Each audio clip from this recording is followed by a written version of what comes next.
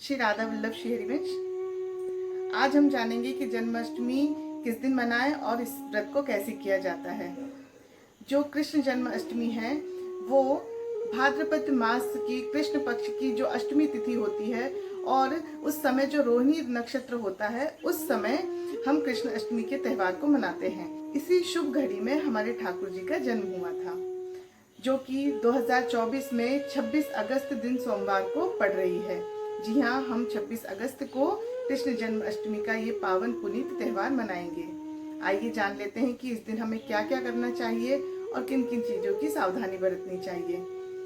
व्रत वाले दिन सर्वप्रथम आप सुबह जल्दी उठिए, ब्रह्म मुहूर्त में उठिए और स्नान करिए। स्नान के बाद सूर्य को अर्घ्य दीजिए और सर्वप्रथम व्रत का संकल्प कीजिए। उसके बाद आपके मंदिर में जो ठाकुर जी विराजित हैं उनकी पूजा अर्चना करिए, उनकी सेवा करिए।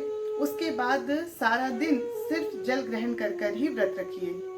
कृष्ण जन्माष्टमी का जो व्रत होता है उसमें सिर्फ जल ग्रहण करने का ही विधान बताया गया है। यदि आप में शक्ति और सामर्थ्य है तो आप सिर्फ जल ग्रहण कर कर ही इस व्रत को करिए। यदि नहीं है, किसी कारण से आप नहीं रख सकते हैं, तो आप फल आदि ग्रहण कर सकते हैं। सारा दिन नाम जप करिए, भागवत जी का पाठ करिए, गीता जी का पाठ करिए। अधिक से अधिक समय मंत्र और नाम जप का आपको जाप करना चाहिए।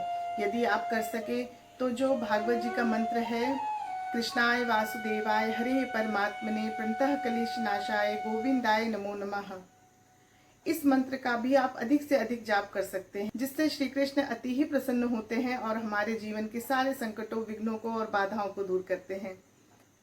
सारा दिन इस तरह व्यतीत करिए। उसके बाद शाम को रात्रि में 12 बजे ठाकुर जी का जन्म हुआ था, इसीलिए हमें भी रात्रि में 12 बजे ठाकुर जी का जन्म उत्सव अवश्य मनाना चाहिए। उस समय ठाकुर जी का दूध, दही, घी, शक्कर, शहद आदि पंचामृत से स्नान आदि कराए, उन्हें नए नए सुंदर वस्त्र धारण कराए, उन्हें नई नई बांसुरी लाकर दे, उन्हें नए नए खिलौने लाकर दे और उन्हें उनकी पसंद की चीजों का भोग लगाए। ठाकुर जी को जैसे कि हम जानते ही हैं, दूध, दही, माखन, मिश्री, जो धने की पंजीरी बनाई जाती है वो, और पान, इन सब चीजों का भोग इस दिन अवश्य ही हमें लगाना चाहिए, जिससे ठाकुर जी को बड़ा ही सुख मिलता है।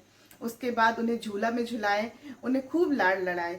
ठाकुर जी प्रेम के ही भूखे हैं। वे हमारी सामग्रियों को नहीं देखते हैं कि हमने उनके लिए कितना अच्छा फूल बंगला बनाया है या हमने उनके लिए क्या क्या भोग रखा है। वो हमारे मूलतः भाव को ही स्वीकार करते हैं। हमारे हृदय में ठाकुर जी के लिए जितना प्रेम होगा, जितना भाव होगा, ठाकुर जी की कृपा हम पर उतनी ही बरसेगी। इसीलिए अधिक से अधिक अपने ठाकुर जी को अपने भाव से प्रसन्न करिए। इस तरह ठाकुर जी को लाल लड़ाइए। हो सके तो पूरी रात्रि जागरण कीजिए, नाम कीर्तन कीजिए, भजन कीजिए। इस तरह रात्रि में जागरण भी अवश्य करना चाहिए। यदि इस तरह से आप व्रत करते हैं तो अवश्य आपको व्रत का पूरा पूरा फल अवश्य प्राप्त होगा और ठाकुर जी की और किशोरी जी की कृपा हम सब पर खूब बरसेगी।